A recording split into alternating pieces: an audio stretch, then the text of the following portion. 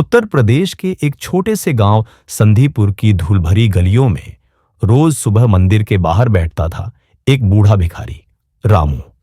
उसकी गोद में हमेशा एक दुबला पतला सा बच्चा रहता था। नाम था मुन्ना। लोग कहते, देखो कैसे अपने बेटे को भी भीख मांगने में लगा दिया है। लेकिन मुन्ना की आंखों में अलग ही चमक थी, जैसे वह इस दुनिया को बदलने आया हो। मुन्ना 12 साल का था, पर सोच में किसी बड़े आदमी से कम नहीं।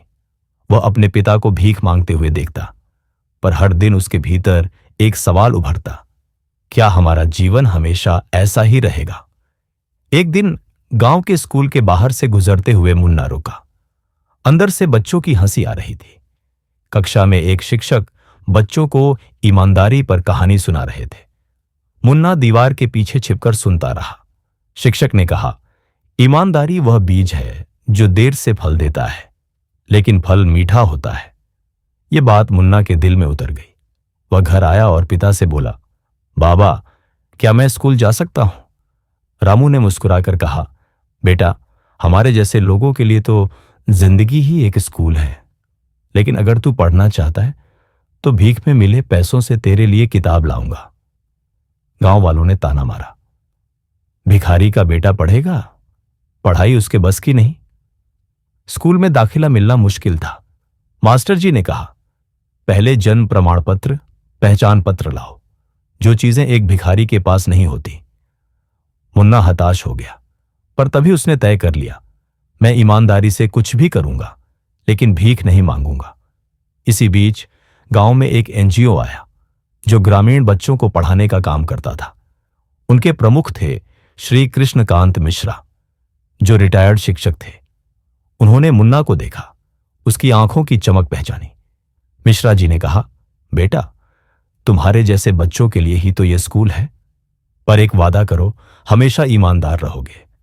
मुन्ना ने सिर झुकाकर कहा, मिश्रा जी, मैं भूखा रह सकता हूं, लेकिन झूठा नहीं बन सकता। अब मुन्ना की जिंदगी बदलने लगी। दिन में पढ़ाई और शाम को गांव के लोगों के छोटे मोटे काम करता। खेत में पानी देना, दुकान से सामान लाना या गायों की देखभाल करना। सबके बदले वह पैसे नहीं, बल्कि शब्द मांगता। एक कहानी, एक सबक, एक सीख। धीरे धीरे लोग उसे पसंद करने लगे, लेकिन कुछ अब भी उसे तिरस्कार की नजर से देखते। एक दिन गांव में एक मंदिर के दानपात्र से पैसे चोरी हो गए। गांव वालों ने बिना सोचे मुन्ना पर शक किया। पुलिस आई, पूछताछ हुई। मुन्ना रो पड़ा, मैंने कुछ नहीं किया, ईमानदारी का वादा किया है मैंने। तब मिश्रा जी और कुछ गांव वाले सामने आए। ये लड़का झूठ नहीं बोल सकता। फिर सीटीवी फुटेज निकली, चोरी किसी और ने की थी। पूरे गांव को झटका लगा। अब सबने मुन्ना को ईमानदार मुन्ना कहना शुरू कर दिया। एक दिन मुन्ना के पिता बीमार पड़ गए। दवाइयों के लिए पैसे नहीं थे। पास में एक बंद दुकान थी जिसमें खिड़की खुली हुई थी और भीतर पैसे रखे हुए दिखे।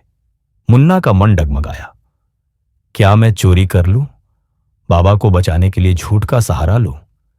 लेकिन अगले ही पल उसने खुद से कहा, नहीं, अगर बाबा को कुछ हुआ भी तो मैं उनके विश्वास को नहीं तोड़ सकता। मुन्ना दौड़ता हुआ एनजीओ के कार्यालय पहुंचा और मदद मांगी। मिश्रा जी ने बिना सवाल किए दवाई के पैसे दिए। बाबा ठीक हो गए। रामू ने बेटे का हाथ पकड़कर कहा, तू मेरा अभिमान है बेटा। वक्त बीता। मुन्ना गांव के सरकारी स्कूल में सबसे तेज छात्र बन गया।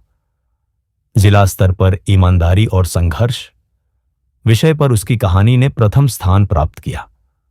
उसे राज्य स्तर की छात्रवृत्ति मिली और आगे की पढ़ाई के लिए शहर भेजा गया। 5 साल बाद मुन्ना एक शिक्षित युवा बनकर लौटा। अब वह गांव में एक लाइब्रेरी और एक ईमानदारी पाठशाला चलाता है, जहां गरीब बच्चों को निःशुल्क शिक्षा दी जाती है। अब वह वही बच्चा नहीं था जो कभी मंदिर के बाहर बैठता था। अब वह एक प्रेरणा था। गांव में जब भी कोई बच्चा पूछता, सच्चाई से कुछ नहीं मिलता क्या, तो जवाब मिलता, मुन्ना से सीखो। भूखा था लेकिन ईमानदार रहा। आज वही इंसानियत की मिसाल बन गया। मुन्ना ने अपने जीवन से यह सिद्ध कर दिया कि हालात चाहे जैसे हों, अगर इंसान ईमानदारी का दामन नहीं छोड़ता तो सफलता उसके दरवाजे जरूर दस्तक देती है। मॉरल, ईमानदारी ही सबसे बड़ी दौलत है। वह देर से फल देती है, लेकिन हमेशा मीठा फल देती है।